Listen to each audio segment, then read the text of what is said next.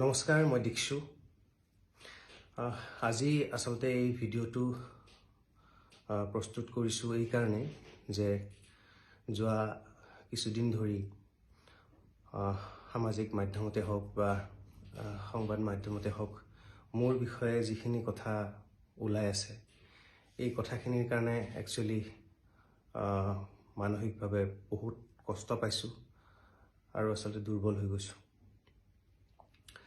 মই ৰাইজলৈ বিনম্ৰভাৱে এইটোৱে অনুৰোধ কৰিব খুজিছোঁ যে যোৱা 20টা বছৰে যেনেকৈ আপোনালোকে মোক মৰম আৰু বিশ্বাস কৰিছে, সেই বিশ্বাস আৰু মৰমখিনি যাতে মোৰ ওপৰত আপোনালোকে সদায় ৰাখে, কিয়নো মই আগতেও কেতিয়াও বেআইনী কাম কৰা নাছিলোঁ, এতিয়াও মই কৰা নাই আৰু ভৱিষ্যতেও মই নকৰোঁ।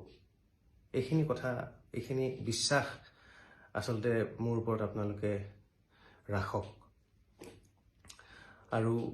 আৰু এটা কথা ওলাই আছে যে মোৰ কিবা গাড়ী বা মোৰ সম্পত্তি কিবা উপহাৰ পোৱা বুলি, যে এইটো কথা আচলতে নহয়।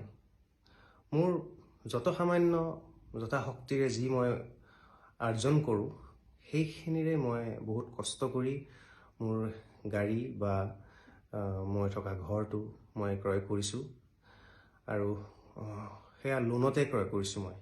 সেয়া লোন এতিয়াও চলি আছে। গতিকে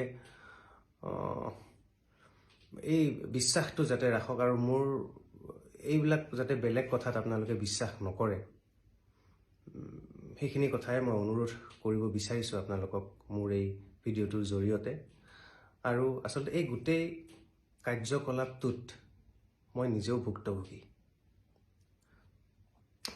আৰু যিহেতু মই বেআইনী কাম কেতিয়াও কৰা নাই, আইনৰ যিটো প্ৰক্ৰিয়া আছে, যিটো প্ৰক্ৰিয়াত অনুসন্ধান চলি আছে, সেই অনুসন্ধান প্ৰক্ৰিয়াটোত সকলো ক্ষেত্ৰতে মোৰ সৰ্বতো প্ৰকাৰে সহযোগিতা থাকিব বুলি মই বদ্ধপৰিকৰ।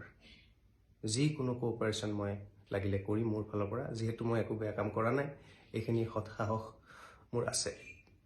গতিকে সকলোৱে যাতে বেলেগ কথাত বিশ্বাস নকৰি মোৰ প্ৰতি এই বিশ্বাস আৰু মৰমকণ যাতে সদায় ৰাখে, সেয়ে মোৰ বিনম্ৰ অনুৰোধ। ধন্যবাদ।